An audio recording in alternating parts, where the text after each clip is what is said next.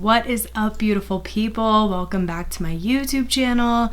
My name is Erica if you are new here, and I like to typically do different activewear reviews and supplement reviews and all of that good stuff, but today I'm doing a very raw and real, just simply edited video. I'm actually using one of our older cameras and I'm trying to see how that goes, but today I am doing a story time, just kind of chat with you guys about something that just recently happened to me in my life in hopes of it helping you guys. So if you're interested in hearing a little bit about what recently happened to me in my wedding dress and just some of the tips and things that I've learned from having my car broken into and stolen, from having my car broken into and a lot of personal property stolen from me, then buckle up, make sure to hit that subscribe button. It helps me so much, and let's get right into it.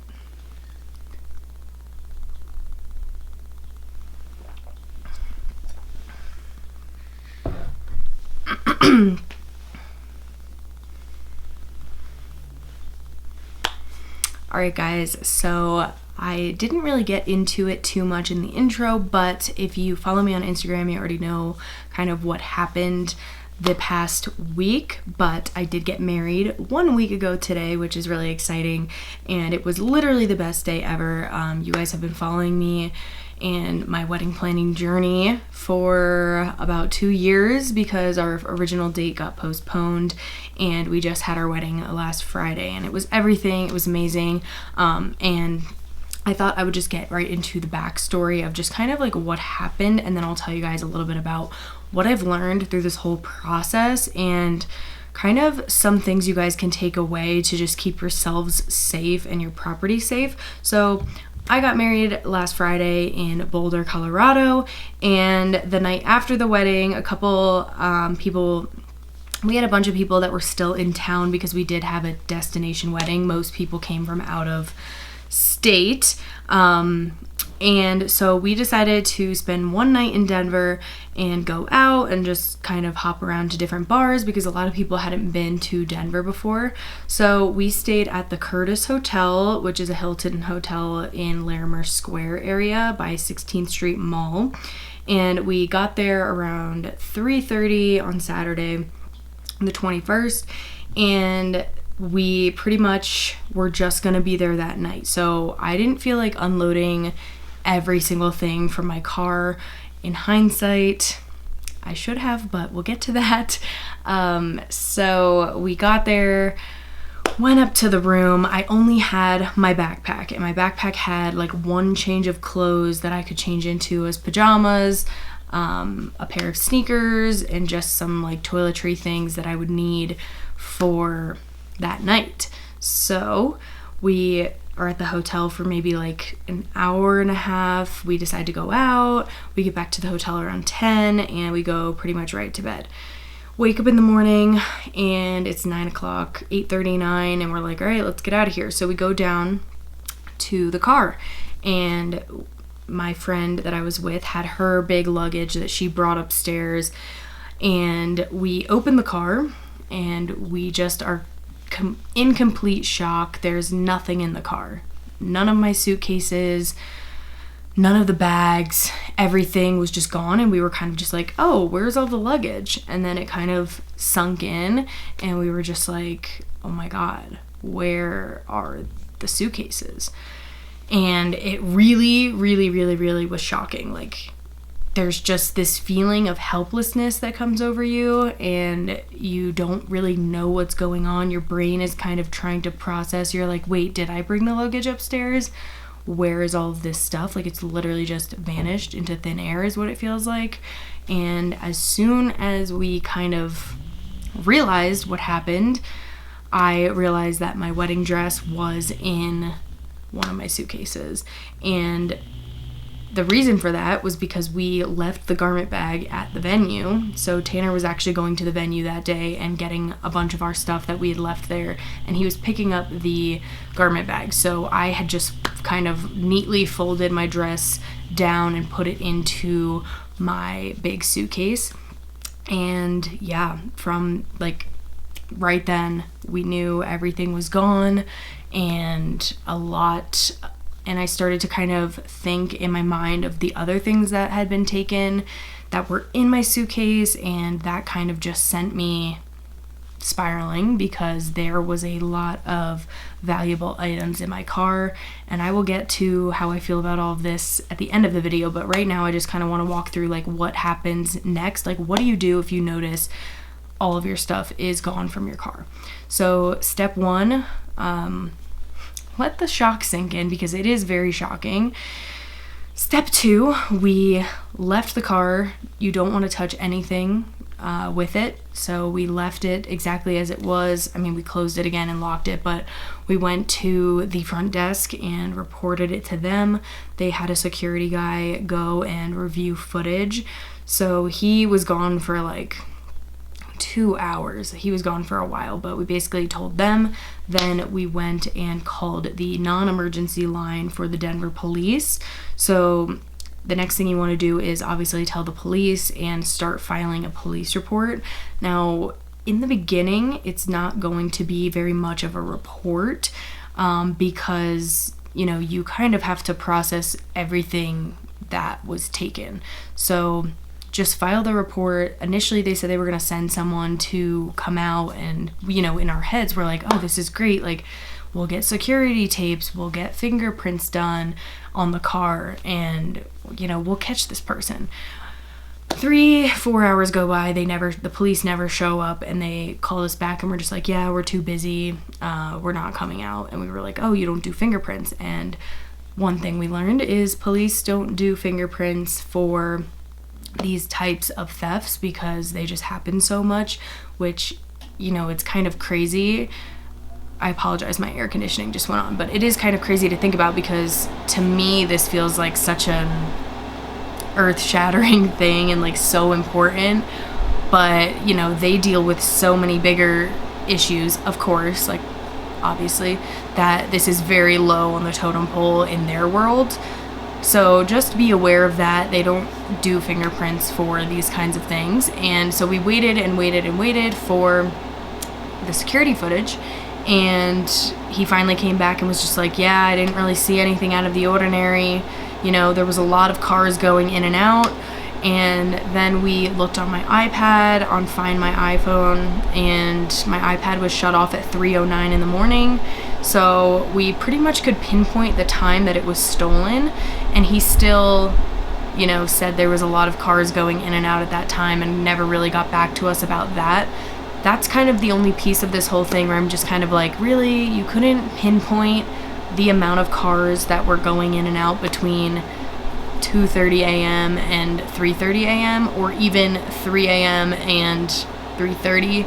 To me, that seems like something that should be able to be done, but, it is what it is. Basically, they told us that parking garages, something else I learned, parking garages do not allow for cameras on the actual levels. So they don't want to be held liable for anything that happens. And he literally said to us, if somebody gets assaulted, then we don't want to be held liable for that. And like if they're waving their arms saying, help me, then we don't want to be liable for that and don't want evidence of it. So that was extremely alarming to me, and something I want you guys to know as my audience, and like something I can pass along to you guys, like that parking garages are not safe in general, whether that's theft or something that may happen to you like as a person, which is very scary to hear from them. I guess I was just surprised by that. So basically what they do is they put cameras by where the elevators are. So if you do have to park in a parking garage at a hotel, then make sure to park near where elevator entrances are, because that's where they can actually film. They can't actually film and monitor the levels of the parking garage. And I think that's something that I'm glad that I know now, because we were parked on the lowest level of the parking garage, which I've also done a lot of research over the past couple days, and That's typically where these parking garage thefts occur, because nobody's gonna be around and you're so in the back of the parking garage that they really like target these kinds of cars. So be aware of that. I would definitely try to look around and see if you can ever see cameras where you park in a parking garage. Next thing, I have my notes. So okay, so my police report was filed after literally waiting around for like 4 hours, and we realized, like, you know what, the police report is filed. They asked me for a list of things that were in my luggage. That was kind of hard to rack my brain at that moment, but basically you can file the police report and you will be able to go back and edit the case file. So keep record of your case file. You'll also need this for insurance, but I was able to go back onto the Denver police website and update my case file once I was home, once I kind of took more of a log in my mind of the high ticket items that were in my luggage, and once I had the serial numbers for some of the items that were in my luggage. So keep record of your case file. This is super important to go back and edit it, to keep adding details as you remember. You also want to be as specific as possible when it comes to your items and describing your items. And I'll get to why in a second, but for example, my wedding dress. At first I just said my wedding dress was stolen, and they were asking me for some details, and I was just like, it's beaded. I didn't actually know the brand at the time that I reported it, but I did more digging online and I found the brand, I found the exact style. I then reported more of the details, that it was half bustled, that there was a little tear on the train on the right hand side, that it had some loose threading. So every single detail you can give is going to help you and help increase your chances of eventually getting something back. So really try to rack your brain, because that's what's going to make it known that it's yours. And with that, okay, and if you can't update your case file online, you can always call the non-emergency line again and just get all of the details updated with somebody over the phone. So just make sure you keep your case file, your police report file. That is so important. Here's another tip about Apple products. So I had an Apple Watch stolen, my iPad, and those were the two like biggest things other than my wedding dress. Non-clothes related. So with Apple products, I know you may want to throw the boxes away, but always hold on to your boxes. So I have my iPad box here, and you will have your serial number on the back. Now this is super important because you want to update your police report with the exact serial number of your products. So whether your phone was stolen, whether your Apple Watch was stolen, like all of them have a specific serial number. And if you report that, then if that item is sold to a pawn shop or sold somewhere where they need to record the serial number, that would trigger a alert to the police nationwide, and you would be able to potentially get your item back. This also goes for if your item is lost. I know I already did everything with Find My iPhone. I locked the devices, I, put the passcodes, but these people do this for a living and they can go easily around it, and they like basically hack into your device and they can, do whatever they do. I have no idea, but they can get around the Find My iPhone thing. So I wouldn't rely on that. I would rely more on having your serial number so you can report it that way. And that's going to be really important for submitting insurance claims as well. And also, if you do make a big purchase, like, an iPad or an Apple Watch or whatever, or a laptop, whatever brand it is, make sure to save that receipt, because you're going to have to show proof of ownership to the insurance company when you submit your claim. And for us, luckily, the box and like serial number was enough to prove that. So again, if you don't have the receipt, or if you lose the receipt, you can use the box as proof of ownership. So let's get into insurance, because man, I did not know that insurance could even help in this situation. And I'm very, very, very grateful that we have homeowners insurance that can help with this.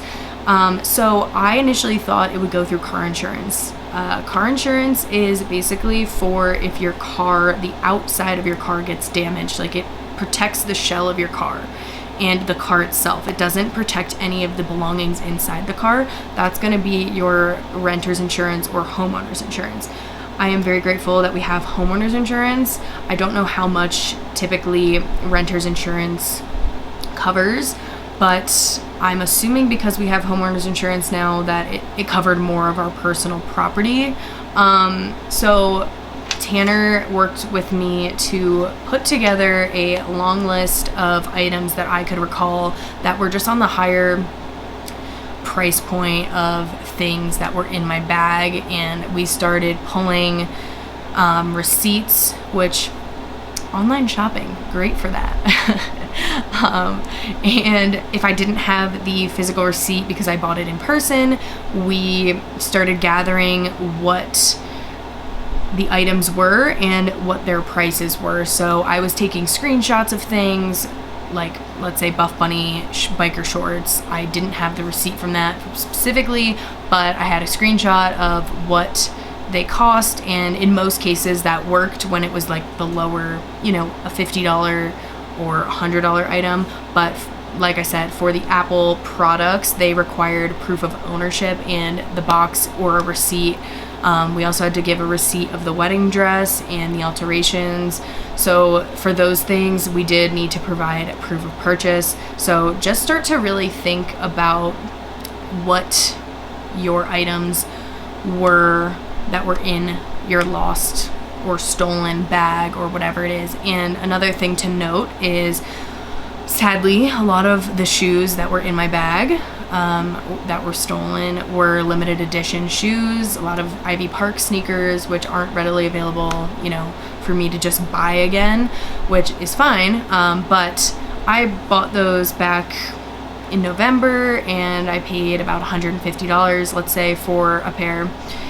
And insurance will pay you out what the current market value is for that product. So when looking up what my size was of the models, we provided proof that I had purchased them, and then proof that they currently are, worth $400. So insurance will pay you out the current market value, which is honestly, like, I was so surprised, and I'm so grateful that that is the case, just because they will pay you out what that item is currently worth and what you can currently buy it for, not what you did buy it for. So that was really, really amazing news that we heard. So that's something to keep in mind. You can look up the current value of the item. It doesn't have to be what you originally purchased it for.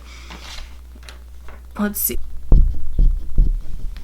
Okay, so we talked about them covering things at their current market value, which was really great news to me because I had no idea how any of this worked. So basically we itemized everything and we put the brand, the quality, so you do if it's average, above average, how you obtained it, if you charged it to your card, if it was a gift, and then you put the monetary value of what it currently would cost to replace, and then you upload a picture of either the receipt or of the amount that it was worth. And again, high ticket things, you're going to need to provide a receipt. Now our deductible was $1,000, so we hit that deductible, and they actually ended up giving us a lot more than I anticipated, which was really amazing to be able to replace a lot of the items that we did obviously lose. Now, of course, I will never get my wedding dress back unless one day it just finds its way to me. I think that it's either sold, I don't know where they would sell a wedding dress, but it's either being sold somewhere or it's probably in the dumpster with the rest of my clothes, which is, fine. I've, internally dealt with that at this point, but I did want to go over what I kind of thought to do next. So I immediately thought of pawn shops, and the reason I thought of that is just because, it's a way for people to hand in this item and get money back pretty much right away. So I called a pawn shop in Denver, and luckily they didn't accept wedding dresses when I asked and kind of described it. And he was very nice over the phone, and he basically explained to me, like, look, do not call any other pawn shops because you don't want to report to us that something has been stolen, because then if we know it's stolen, we would basically send them away. What happens is when somebody brings something into a pawn shop, they have to then fill out all of these details about it, and it gets logged in a system. So the pawn shop works with Nationwide. This is Nationwide Pawn Shops. He basically told me when an item is brought in, it's put into this log, and the log is then cross-checked with police reports. So this is where the serial number comes in handy with Apple products. And for the wedding dress, he was like, put in the police report as much detail about this dress as possible, because we write down everything. Does it have a hole in it? Is it a certain size? Has it been altered? And the brand, the style, put all of that detail into the police report, because we will then log it into our system. So that's when I went back to my case file and just started updating everything with as much detail as possible. And he just told me, do not call every pawn shop, because initially I thought that would be the best thing to do. Like, maybe they got a wedding dress in. But yeah, he basically told me not to call anymore, and now I understand.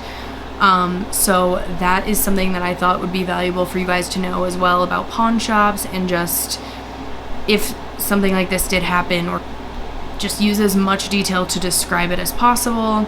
Now, I've also been checking Facebook Marketplace, Craigslist Denver, just to see if my dress pops up, but also I've been thinking of different things that were in my luggage that would be unique to just randomly pop up on a Denver Craigslist or Facebook Marketplace or something like that. But overall, I am very, very grateful, for how things have turned out. I was really, really, really devastated for a few days, and I think that's okay to feel that way. It's not so much about losing the material things, it's about feeling really violated. And even though I didn't physically see them go into my car, taking my stuff and like digging around, I'm sure, through my bags, I still feel like I kind of have like minor PTSD from it, and I have this vision in my head of like how it happened, and it's just that has been really hard for me to just ignore, and it's been making me really anxious. I mean, not right now, I feel really like okay and good to talk about this, but I think this weird feeling of not knowing who has your stuff, or like rifling through your suitcase when there's like dirty underwear in there and like your socks, and like I had a ton of clothes in there that were just covered in my fake spray tan, and just like thinking of these people just touching my belongings really triggers me sometimes. But that was way worse at the beginning of the week. And I also just want to say, like, you are allowed to feel however you want to feel about certain items being taken from you, or your property being stolen, or feeling violated. Like, those are 100% valid, and it's never been about the money for me. I did get a little anxious, obviously, thinking about just all of these things that I had taken, that I'd invested in myself over the years, which has obviously hurt. And of course, my wedding dress has been the number one thing that I've just been really, really upset about. And, I don't think I would be as upset if it was a little, later than the night after my wedding. I've had a lot of conversations with people who have assured me, like, it's fine, my wedding dress is sat in my closet, like, and I totally understand that at this point. And the more time that has passed, I've realized it's okay. Like, I'm not going to be looking at my wedding dress or wearing it ever again. So I feel very like at peace with that. It's just, it was taken from me, and it wasn't my decision. And it was the night after we got married, so it just felt all very shocking and overwhelming. But I did want to end this video on a positive, share what I've kind of learned from this whole situation, and that's being very mindful about, the amount of valuables that I carry with me, and also that, being more mindful when packing, because in this particular situation, I was just throwing all of my favorite things into my bag because I was just like, you know what, I don't know what I'm gonna wear, I don't know what I want to wear, but I love this. And a lot of the stuff, I think that's been hard for me to also come to terms with, is like I didn't even wear or like use half of the things that I just randomly packed, and I brought 2 huge suitcases, and I just wanted to like have those things with me in case I like wanted to wear a certain thing, and like I didn't need to bring all this excess stuff with me, and to just be more mindful about not only packing for certain things, and what I really need to pay attention to is the amount of value that I'm carrying around.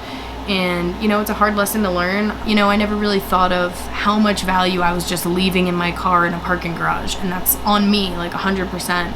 And I shouldn't have done that. And I could sit here and think of every scenario, could have, should have, would have, I should have done this, I should have done that. But sometimes things were meant to happen the exact way that they happened, so that you can learn from it and become a better person. And I definitely think I will be able to moving forward. And I wanted to be able to use my experience as something positive for you guys, and to just share what happened and give you my advice. Obviously, never leave valuables in the car, and that sounds so dumb because it's so freaking obvious, but just being aware of that. I wasn't aware, and honestly, I'm so traumatized that I will never leave anything in the car ever again. And yeah, just to keep yourself safe, think about your surroundings. I never thought Denver would be a place I would have to worry about something like that.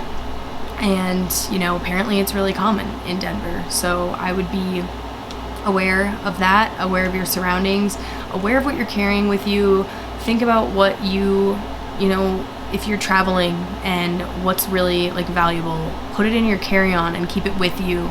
Don't put it under a plane. Like things like that are just really important to think about, and something I will be thinking about moving forward. And that you can always learn something from the terrible things that happened to you. And things honestly could have been so much worse. And that's something I've realized too this past week. We didn't have our wedding cards and gifts in my car, thank God. We didn't have the rings in my car. Tanner had a lot of our other like important decorations or keepsakes from the wedding, like our vows and our minister's speech. So he had a lot of things that were actually irreplaceable, and a lot of the things that I did lose, while I did lose a lot, I can replace them, and I will be able to slowly do that. And that is it, guys. That is all of the stuff I wanted to just kind of share with you in hopes that it can help you. If you do have any questions, if something like this ever does happen and you just want to reach out to me and just talk, I know how it feels. I would never judge you. And yeah, be safe. I just want you guys to be safe, and I hope that this helped you. So that is it, guys. That was my little story time. I know this is different than anything I've really posted before, but I just thought it would be valuable. And I also feel much better after talking about this with you guys. So that is it. I hope you guys have a beautiful rest of your weekend, and I will see you guys soon.